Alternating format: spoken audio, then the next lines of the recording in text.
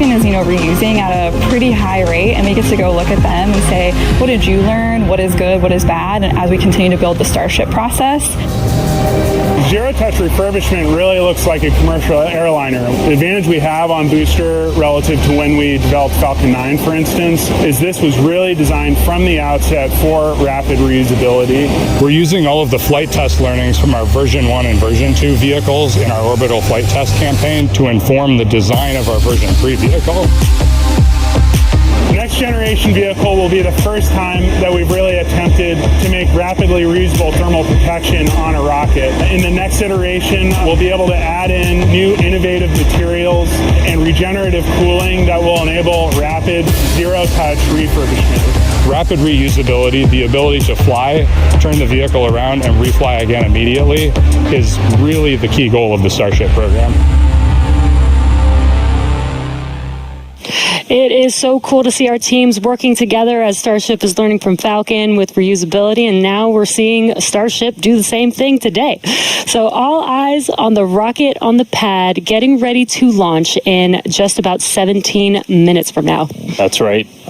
Looking at our levels real quick, we're a little bit more than halfway full on fuel and LOX on the booster, over 80% full on the ship. Still have to fill those header tanks, but everything looking good. We're not tracking any issues on the range. As a reminder, we watch sea states, air, and land around the launch site here and also over in the Indian Ocean where we're going to be doing our reentry. Not tracking any blockers to launch at the moment. Weather is gorgeous, has not been a concern all day for launch. We've been moving through all of our pre-flight checkouts pretty smoothly so far this morning, getting the ship and the booster ready for prop load, making sure guidance, navigation, and control are aligned. Everything's ready to go. You can see with the frost coming off, we're getting pretty full. We started loading all of the propellants on board both ships about 45 minutes or so before launch. They kind of stagger where we start with ship and then move into booster. We're going to continue loading these propellants on board until just about 3 minutes before liftoff. We'll close out on the ship first and then on the booster. But bottom line, everything's looking great. Not tracking any vehicle issues, range issues, weather issues. We're looking really good right now for a launch at the top of our window right at 6:30 p.m. Central. Yeah, seeing the propellant loading is making this getting more and more exciting. Today is going to be a wild ride for Super Heavy. We're putting the booster through several tests to expand the envelope on its capabilities and get flight data to make its return and catch more reliable. Now, another unique change in today's flight will be in the addition of the first ever directional flip of the booster. That's right. If you followed previous flights and you kind of wondered to yourself, why does the direction the booster flip seem random? Surprise, it's because it was. We've got a couple of views from previous flights where you'll see the booster kind of go in different directions, and it was really small differences in the thrust of those ship engines. As they started up, they would nudge the booster in an initial direction, and so the booster would essentially sense that and then lean into it, and it'll react, the engines will gimbal, and then it'll continue the flip.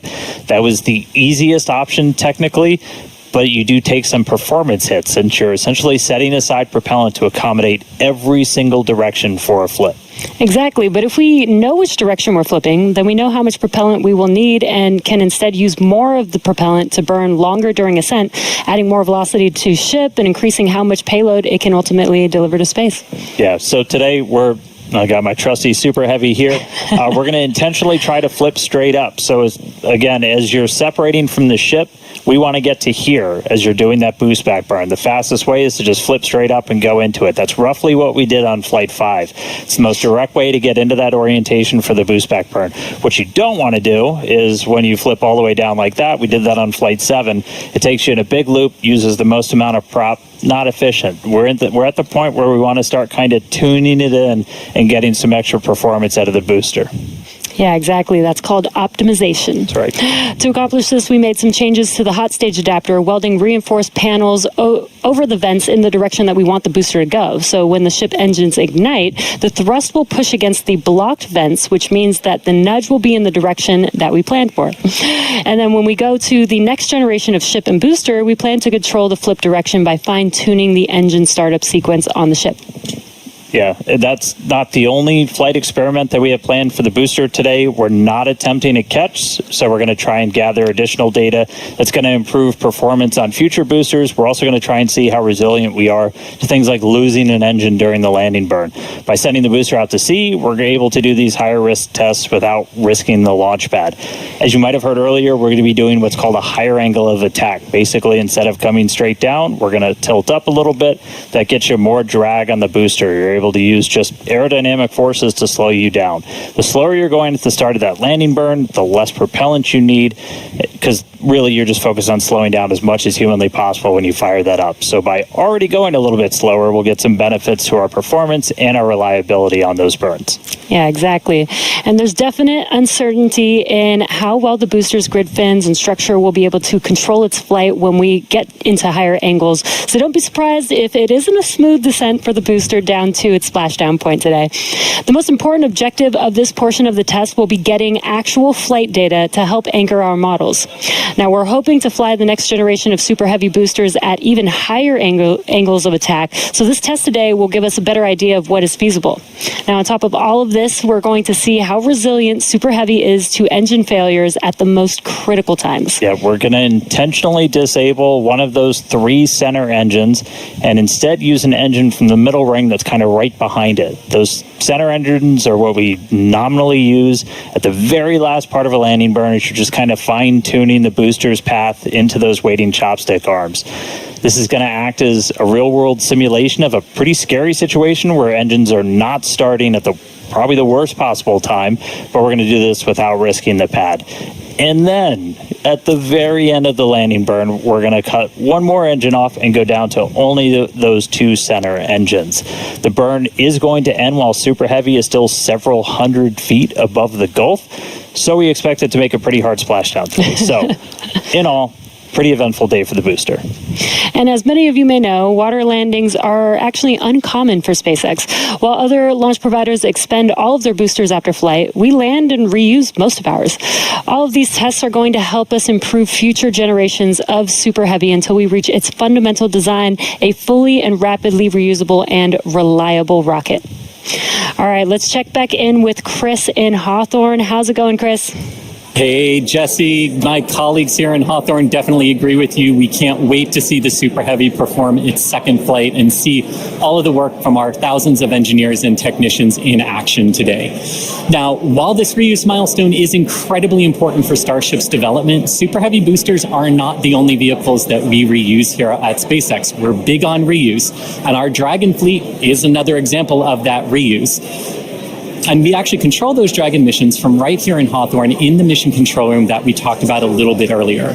For Dragon and our human spaceflight program, this month also marks a big milestone for SpaceX, our 5-year anniversary of human spaceflight.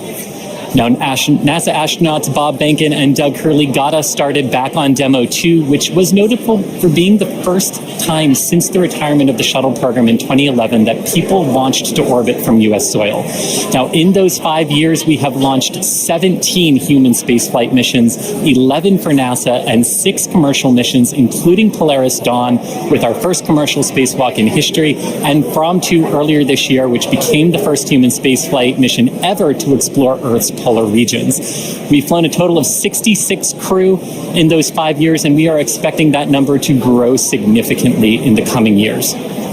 Now, most recently on our From 2 mission, the crew offered unique glimpses into the orbital spaceflight experience. And this was honestly just so cool to see. Thank you to our Starlink teams for making everything with the From 2 crew shared possible.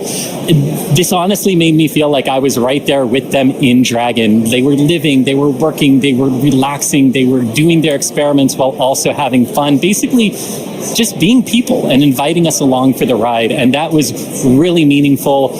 Being invited up there really showed how these are just the early days on the road to making life multiplanetary. And the vehicle that's going to make all of that happen is Starship. And Dan and Jesse, I don't know about you, but that is definitely a future I have wanted since I was a little kid, and I cannot wait to see us make it a reality. Yeah, right there with you, Chris. It's the fact that we're getting close to that being reality, that the vehicle that's going to go is sitting on the pad right there. Like, that's endlessly exciting. All of that's going to include sending humans, all of the infrastructure for a permanent presence on Mars, and we're looking ahead to sending the very first Starships to Mars as early as next year. Yeah, this will help prove that we can actually get to Mars with a focus on learning as much as possible while demonstrating what will be needed for Mars transit and landing.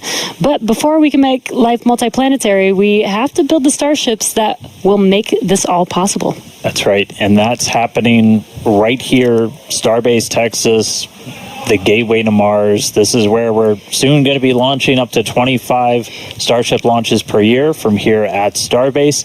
And the place is changing every single day. We've grown quite a bit just in the last couple of years. There's a couple hundred employees, their families living amongst actual rockets. We're in the process of expanding production and integration. We've got a target of 1,000 Starships a year we're going to try to hit.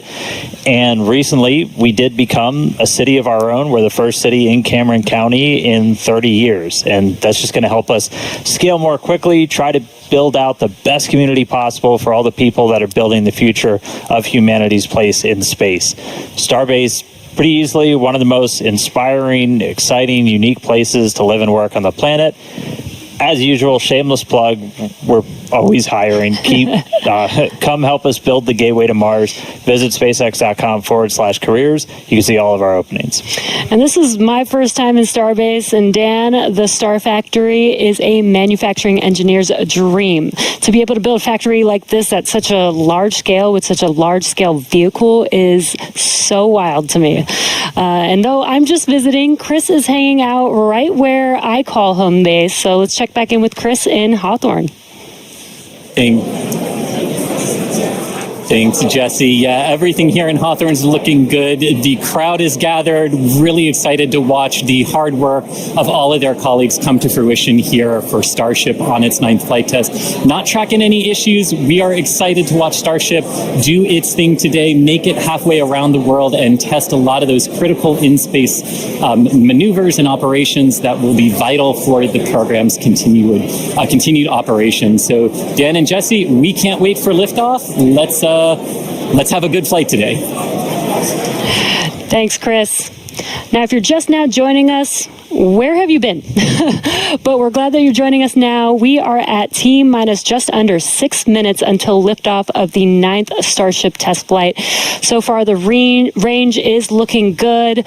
All the airspace and trajectory area that we are going to be launching through is looking good for our test flight today. Weather has been great. It was a little rainy and windy this morning, but it cleared up. It looks beautiful here in Starbase, and propellant loading continues on both stages. All right, yeah, it is continuing. We're a little over 90% full on our booster. We are pretty much full in the main tanks on ship, filling up those header tanks. We're going to continue loading prop for about 2 more minutes. Once we're done with that, you've got just under 11 million pounds of liquid propellant spread across those 2 stages. After we get through all of that prop load, our stage 0 will get ready. The ground systems will go through pushbacks, clearing all of those fluid feed lines back to the propellant farm, getting ready for launch. We did just see they did a flap wiggle check, so the final flap check on the ship. We're doing final alignments of the guidance, navigation, and control system, our thrust vector control, essentially our steering, checkouts of the flight safety system. So everything progressing right now. If we do need to hold, that can come at T-minus 40 seconds. That's a point built into the countdown where we can pause to wait for any final checkouts, pressurizations, anything that we need to complete. We can hold there. We will only hold there if we're tracking an issue. We're not currently tracking anything that will hold us at T-minus 40 seconds. But if you've seen a Starship launch before, they can happen. We can push through them and then launch that day still. Exactly. But when we do pass through T-minus 40 seconds, a number of events will occur in rapid succession. The ground spin and ignition systems come up to flight pressure. Ship goes to internal power. And then after that, the quick disconnect or QD. Arm lockout is removed in preparation for retraction just shortly after T-minus 0. And once we pass T-minus 40 seconds, we do still have the ability to recycle the count under certain conditions back to T-minus 40 seconds and then hold there to assess what happened and see if we can proceed again back down to T0. Yeah, there are a couple of things, kind of gates in that timeline that if we pass through that and we hit a hold, we'd have to scrub for the day. One pretty visual one will be if the water starts flowing for that deflector system that's underneath the launch mount. That happens right at around T-minus 10 seconds. For flowing water, we can't turn it off after it starts, and if we hit a hold, we're scrubbed for the day. We would need to refill those water tanks. We would also at that point need to refill all of the propellant tanks, as 11 million pounds of propellant. It's a whole lot. We can typically do that in about 24 hours, so we can always turn around to try again tomorrow. But we are coming up on 3 minutes away from liftoff. We should be hearing that we're closed out of prop load on the ship at this point. Booster coming up shortly. Wow, the weather just looks amazing there with Starship on the launch pad. Just about 2 minutes and 45 seconds from T0 with a lot of objectives for today. The booster, the Super Heavy booster flying today, will be flying for its second time. Last flight was on flight 7 and just turned around in 2 flights, which is pretty incredible. I'm super excited to see that booster fly again. All right, we did just hear we are going to hold at T-minus 40 seconds. So we'll pass along some more information once we hear that reason. But again, that's not the end of the day. We can hold at T-minus 40 seconds for quite a few minutes. We eventually have to start looking at our temperature of all of our propellant on board. That's usually what drives us to, if we've held too long, we have to stand down for the day. So we are expecting a hold at T-minus 40 seconds. Sounds like we're going to be doing some additional checkouts on the booster Raptor while we're at that T-minus 40 second mark. So we will expect to see the clock pause at T-minus 40. And then again, we've got a couple of minutes. They can work through the issues. If we're able to clear them, we can still launch today. If it's something that we can't, we can always stand down, turn around, recycle, fly again tomorrow. Again, that's really important. This is what terminal count is exactly for, is to be checking the vehicle, monitoring the vehicle systems as it makes its way down to T0. And again, this gives us the ability to catch anything and be able to hold, as Dan has been saying, and recycle if we need to, or pause so that we can work through those issues and see if it's something that we need to stand down for. And as Dan mentioned, we will be holding at T-minus 40 seconds, so in about 20 seconds from now. Yeah, so we'll hold there, and they'll work through these final checkouts on, sounds like just one of those Raptors on the first stage on Super Heavy, which, as you said, we're reflying it for the first time. 29 of those 33 engines have already been used in a launch, one of which has already launched twice, and we'll go for and its is getting ready for its third time. Right. And you just heard our flight director for the day, Joe Sliker. He just shared that we are going to hold at this T-minus 40 second mark. Keep an eye on one of those Raptor engines on booster.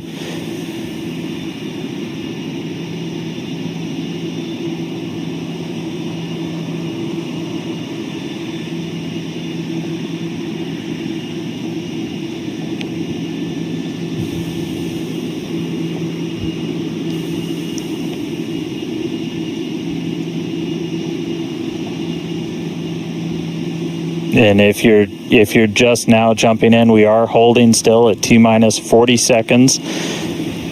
Watching one engine, waiting for temperatures to kind of get to a zone that we want them to on one of the engines on the booster, on the Super Heavy booster, getting ready for its second ever flight.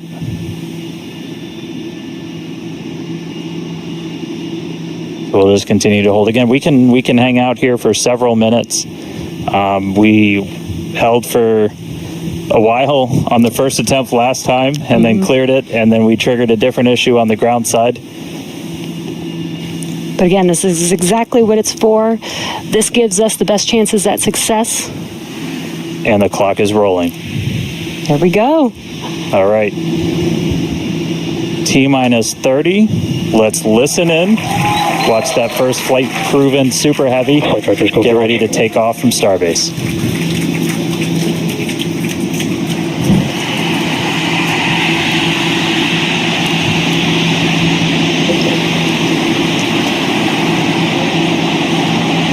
T-minus 1, hit hold.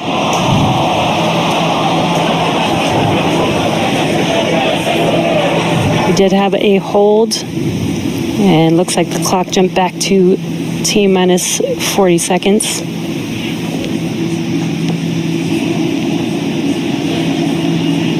All right, so yep, we jumped out. I did not see the deflector go off. So hopefully we were right at around that T minus 10 second mark. And if we were before that T minus 10 second mark, we do have the ability to recycle, as we mentioned earlier, back to T minus 40 seconds.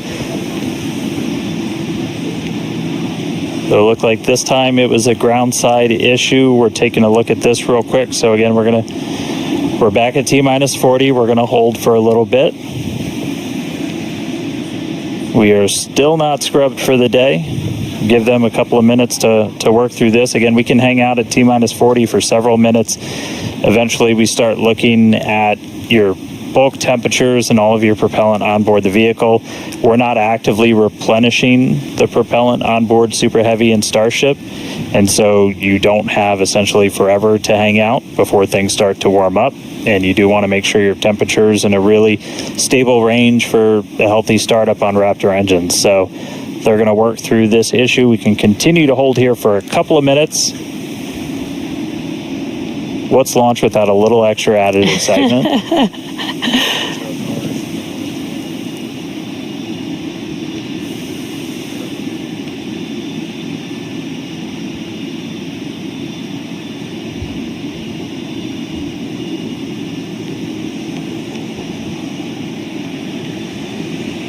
All right, so cumulatively, we've held for a little over 3 minutes between the two holds. Again, this is a ground side issue on our tower. The techs are looking through the data right now to see if it's something that we can either work through or if it would cause us to have to stand down. So we're continuing to hang out with them, holding at T minus 40.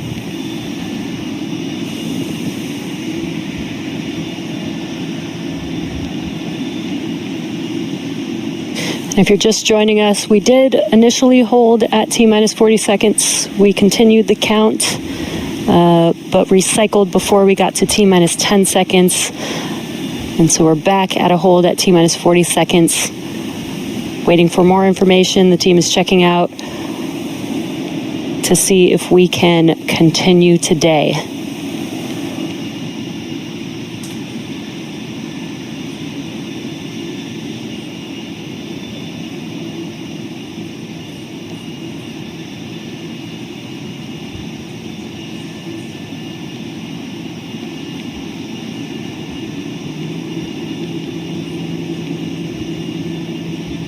We're continuing to hold here at T minus 40 seconds.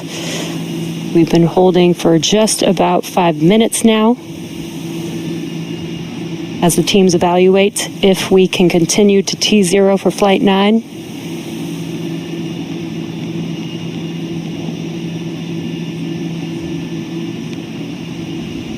All right, so it sounds like we're coming to a resolution.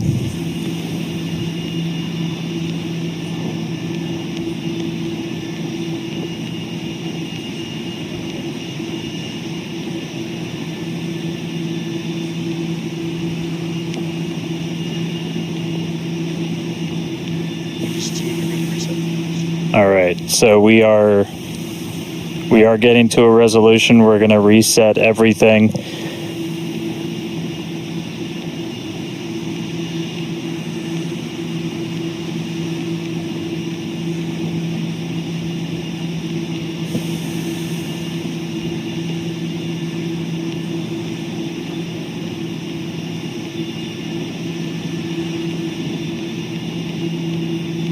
All right, so we're going to see the clock. It is now rolling. Here we go. We saw an issue with that quick disconnect to the ship. There is a chance that automation will kick us out again if we encounter the same issue. But for now, the clock is rolling. We'll see if we pass around that T minus 10 second mark.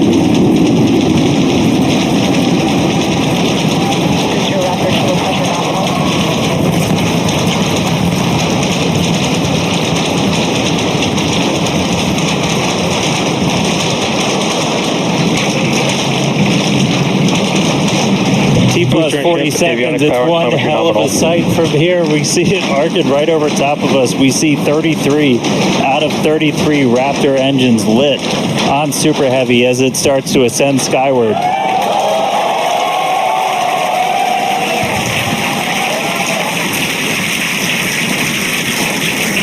Coming up on maximum aerodynamic pressure, then only about a minute and a half until we get into hot staging.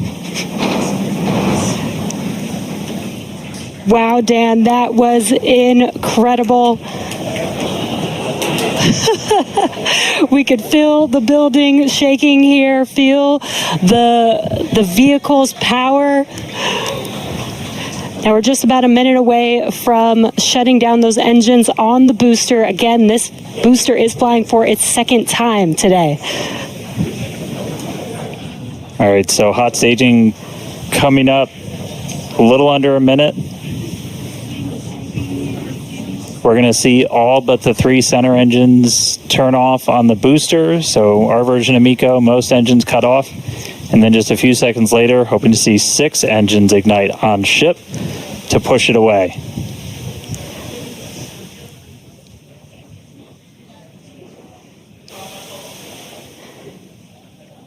All right, hot staging, about 30 seconds.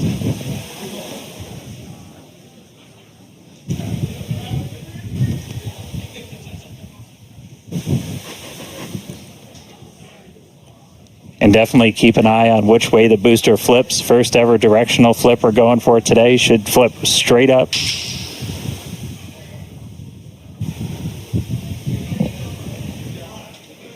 See those engines powering down? Booster engine cut off. Ship ignition. Stage separation.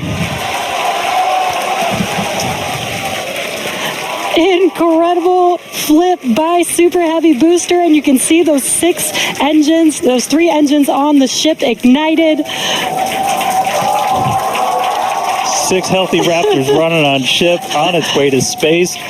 Peek that engine view. Booster doing the boost back. Chris, how's it looking over there in Hawthorne, man? It is looking chamber pressure is nominal.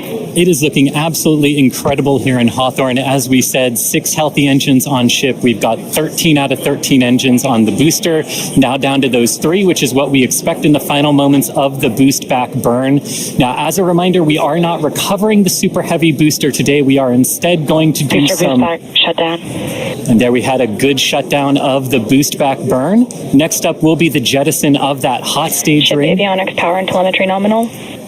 Great call out there that everything looking nominal aboard the Super Heavy vehicle, which is returning to Earth, and we're going to be doing some experiments with it, including a higher angle of attack re-entry, as well as some engine tests as it gets closer to the Gulf. We are, again, because of these tests not recovering it, we are sending it to the Gulf on purpose to do those tests. But again, you see the booster on the left-hand side of your screen. You see ship with 6 healthy engines continuing its ascent to its planned suborbital trajectory.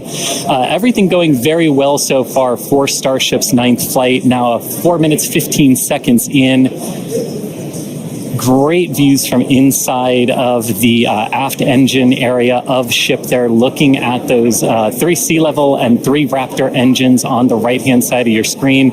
The booster doing its LOX dump, that liquid oxygen dump. So because we don't need some of that liquid oxygen propellant in its tanks, we vent that propellant out to lessen the booster's mass as it comes in for its landing. Just absolutely gorgeous views watching these 2 vehicles do their respective things in the skies over Texas here today. And Dan, we're approaching the 5-minute mark into the flight. Super Heavy is descending rapidly. What can we expect here in the next few minutes as it does its atmospheric tests? Yeah, now as we had talked about, Super Heavy might not have a very smooth ride down. We're going to be putting it through this higher angle of attack. So we're kind of pitching it up a tiny bit, increasing drag. We've done this in wind tunnels. We've done this in computer modeling. It shows that sometimes the control isn't great, but only one way to really prove it out, and that's to get real world data. So here comes Super Heavy. It should be igniting for its landing burn in just about 40 seconds from now. And we are going to relight 13 engines, then bring that down to 3 engines. As we talked about earlier, we will be intentionally shutting down. We will be shutting down one of those 3 center engines intentionally to push the limits of the Super Heavy booster. Raptor chamber pressures nominal. And continuing to see 6 healthy engines on the ship, 3 sea level and 3 vacuum engines still ignited as the Super Heavy booster is making its way back down to Earth. We can see those grid fins doing some heavy work. Booster landing startup. Ignited for our landing burn.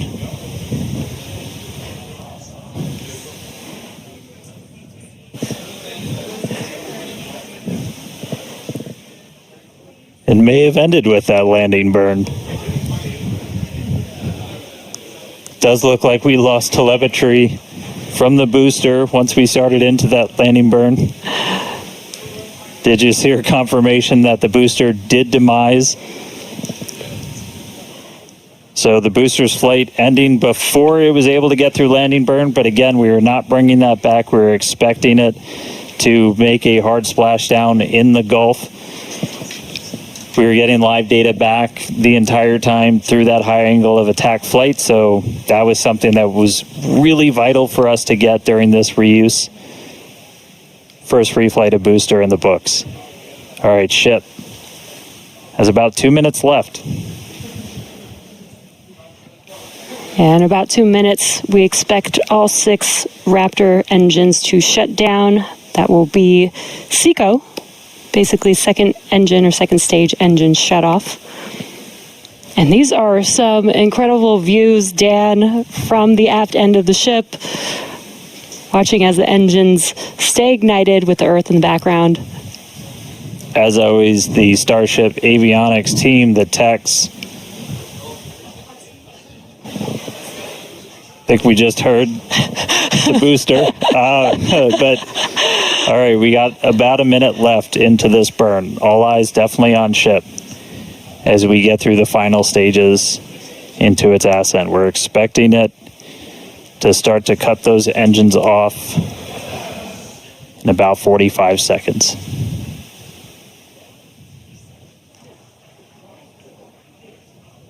Terminal guidance.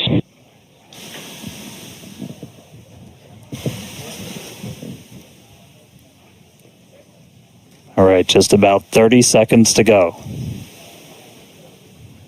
We're in terminal guidance in the final stages of this ascent burn.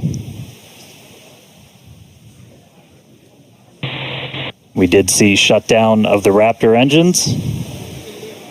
We do stagger these, so we do the Raptors first. Those 3 have shut down successfully. Sea level's still running. Ship engine cut off.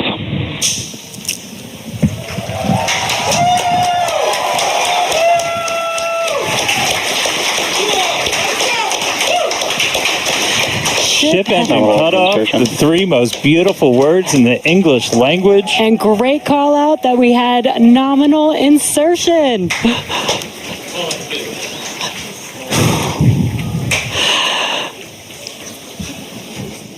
An incredible flight test so far today. We reflew a Super Heavy booster for the very first time in 9 test flights. Ship is in its orbital trajectory. Again, it's going to remain suborbital for its mission today. But it ignited It ignited all 6 of its engines and made it all the way through SECO just now.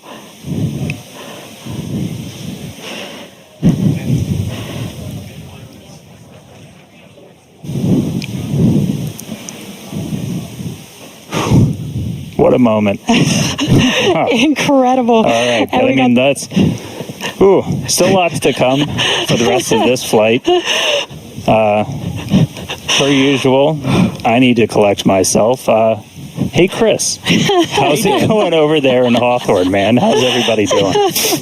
I think the elation and the excitement and the happiness at what we just saw achieved carried through across all of our sites. What an incredible view to see Starship back orbiting the Earth just under 11 minutes into our mission. Absolutely exciting to see all of this, and super pumped especially to see all of the team's hard work in action here today. As guaranteed, it has been an exciting evening so far for Starship's 9th test flight.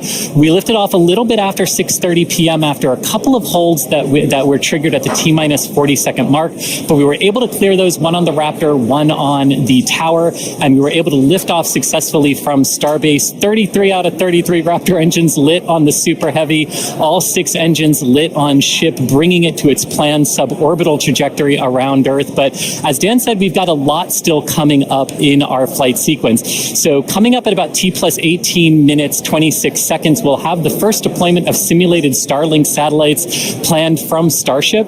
That will be followed at about T plus 37 minutes and 49 seconds by the relight of a single Raptor sea level engine in space. This is going to help us gather data on our ability to do a deorbit burn for future Starship missions that will go orbital.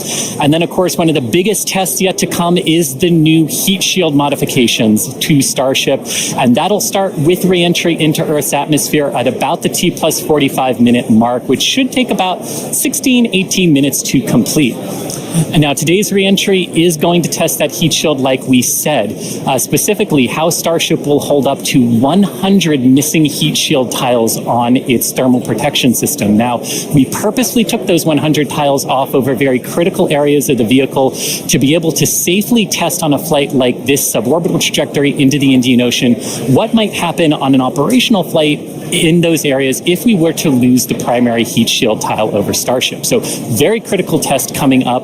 And then after that, we'll have the final descent where we will again be pushing Starship to its limits. We definitely pushed the booster to its limits today to gather data, and we're going to be doing the exact same thing on that ship, seeing how the ship handles various flight conditions that we will need it to fly in as we look to one day soon bring ships back to Starbase for catch and reuse.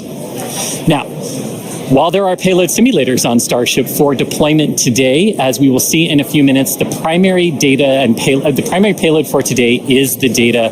And today, just like with Starship's previous test flights, that data is coming to us courtesy of our Starlink network. In fact, it is from Starlink that you are seeing these wonderful views of ship in space right now. So, and I can't wait to see Starlink really provide those epic views and that data transmission during reentry, which is very, very critical to getting that data during reentry. So, Dan and Jesse, it's been an exciting day so far. There's more to come as we get ready for Starship's first ever payload deploy. What can we expect next here in the next few minutes? Thanks, Chris. Just going to reiterate, thank you to the Starlink team for these incredible views today. In a few minutes, Starship will deploy 8 Starlink simulators, similar in size to our next generation Starlink satellites. The Starlink simulators will be on the same suborbital trajectory as Starship, meaning they will passively re-enter the atmosphere, just like Starship. With tests like these, we can see how Starship's payload deploy systems work in flight while ensuring that this simulator satellites pose no safety risk to people on Earth or for other satellites in orbit. Now, this also ensures that any parts of these simulator Starlink satellites that do survive re-entry splash down harmlessly in the middle of the Indian Ocean. And then before we get there, though, we're going to have to open up that payload deploy door. So we've only ever done that one time before. Pretty sure it was Flight 3. Someone on the internet, please check me. But that was the only time we ever opened it. And we've had Starlink simulators on the last 2 flights, but we haven't gotten to this moment yet where we're able to open up the payload door and start deploying these. It's going to be pretty cool. We've got them stacked inside of the Starship payload bay. And we'll have potentially a couple of views. You saw one camera pop up Oh, there we go. Look inside of the payload bay of Starship. You can see them stacked down in the middle of your view. There's kind of 4 on either side, so they're sandwiched on top of each other, a stack of 4 right behind each other. And then we're going to pop the door open. It's on the right side of your screen, so we'll see that open up and then start firing those Starlink simulators out into space. We are expecting the payload door to open in a little over a minute from now. And then once that payload door is open, about a couple minutes later is when we will start dispensing those Starlink simulators. That's a what a view great right view. at the bottom of the stack. So should be able to see them kind of firing out from right there. So really cool. And eventually these are going to carry dozens of the next generation of Starlink satellite into space, and those are going to enable some truly insane things in terms of speeds from space and what we're able to do. Starlink's been really great for Starship, obviously.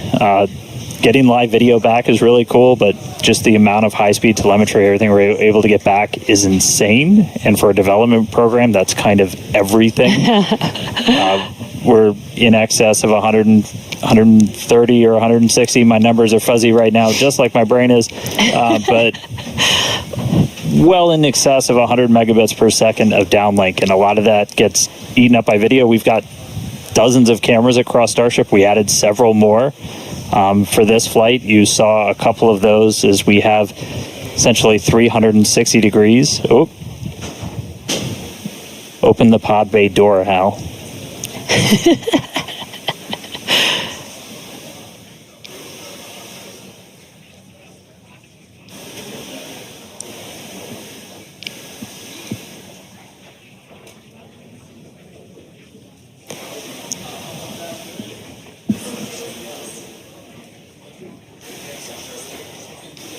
Now we are expecting the payload door to open any moment now, so we're watching out for that.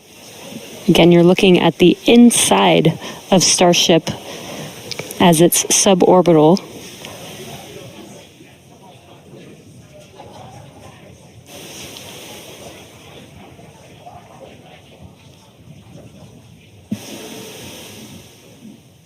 Well, we heard the door open was in progress.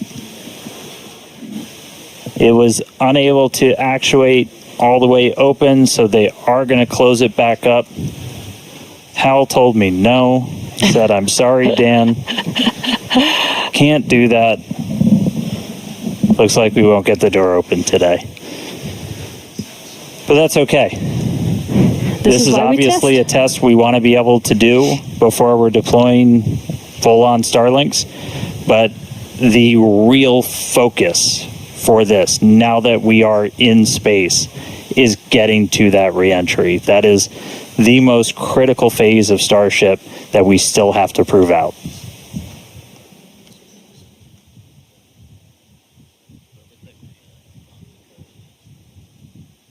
All right, well, so it does look like we're not going to be able to deploy Starlinks today, but we should have pretty frequent views from Starship. They might cut in and out every once in a while, but should be pretty regular.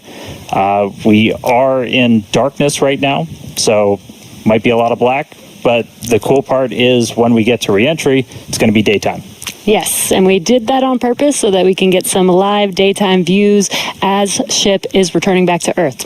All right, so we are going to take a break. Enjoy these views as we get them. Enjoy the tunes. We'll be back in a couple of minutes when we get ready to relight one of those Raptor engines on orbit. See you soon.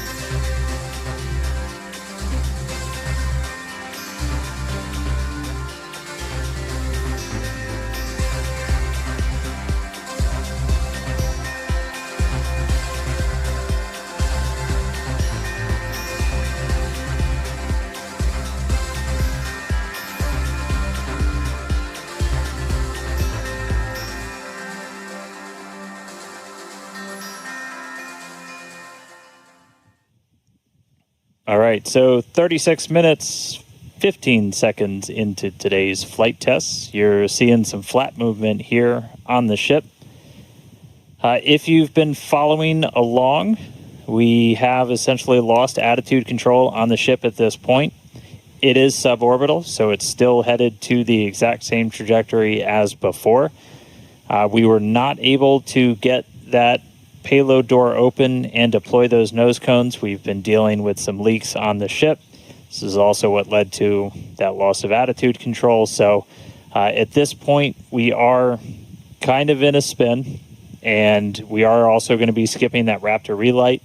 If you've followed through the history of Starship, something similar happened, different cause, but same symptom. Back on Flight 3, where we weren't able to maintain attitude control in orbit.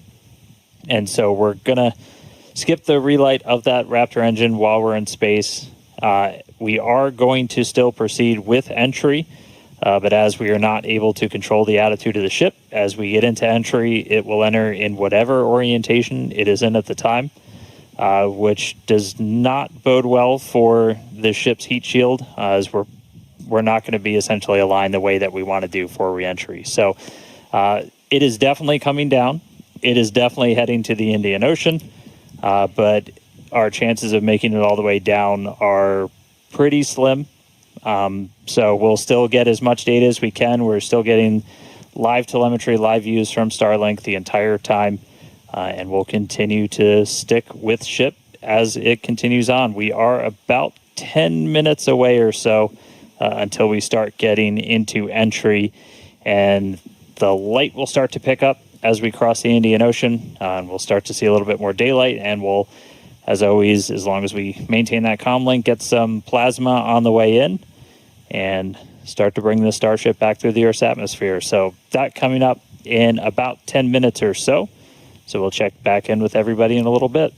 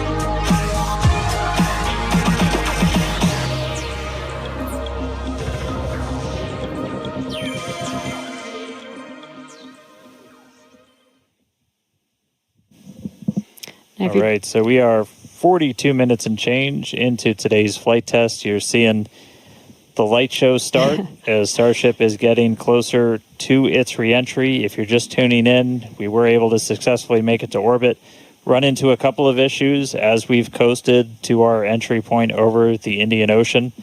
At this point, we had lost attitude control of the ship and entered into a spin. The team made the call to do what's called passivate the vehicle, so we're essentially venting all of the remaining propellant overboard, and it's going to make an uncontrolled reentry. Important to note, this is a contingency that is planned for, and we clear the zones in the Indian Ocean where these entries could take place.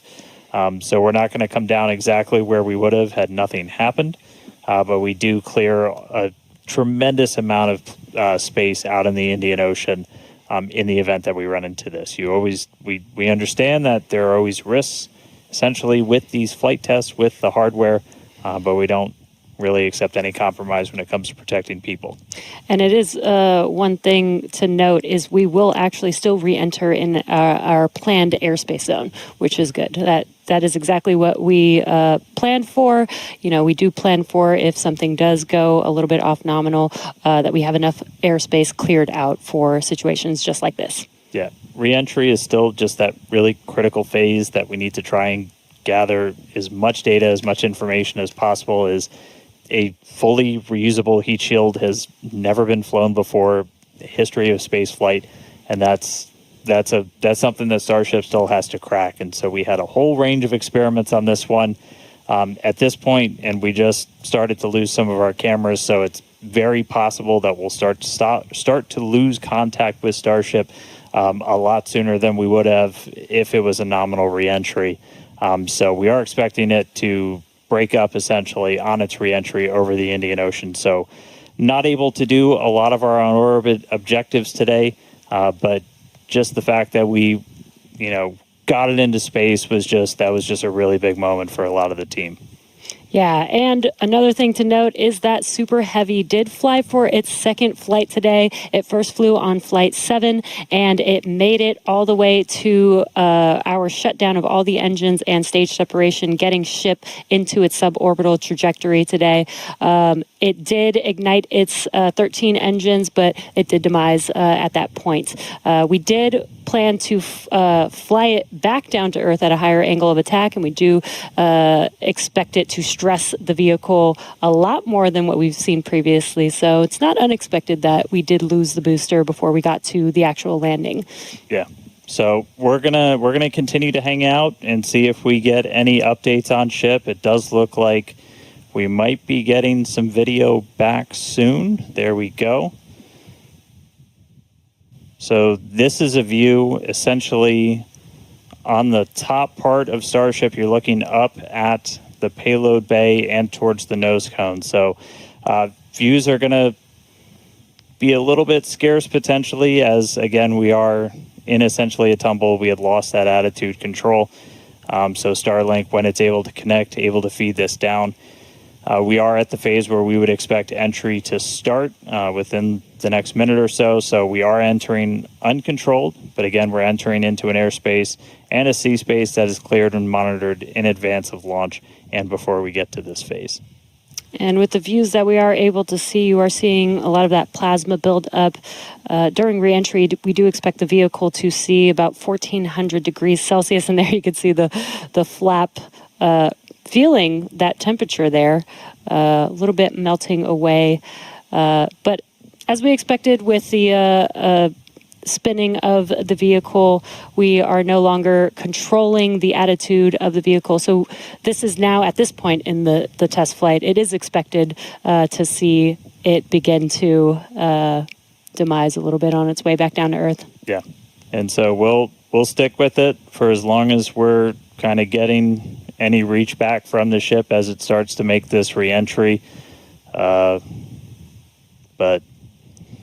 yeah, so it's re-entering actively right now.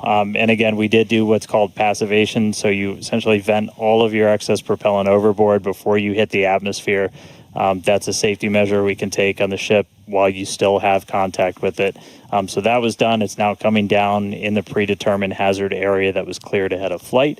Not controlled, so we're not going to get all of that reentry data that we're still really looking forward to. This is kind of a new generation of ship. It has different flaps, improved heat shield, a whole lot of things that we're really trying to really put through the ringer, as there's a whole lot we still need to learn before we get to kind of the next step that we're hoping for, which is going to be that ship going orbital and eventually coming back here for a catch. So getting through one of these fully is going to be really important. It's not going to be today, but we are just going to stick with the ship, see what else we can learn as it makes its way through the atmosphere and brings an end to the 9th flight test. So we'll stick with it.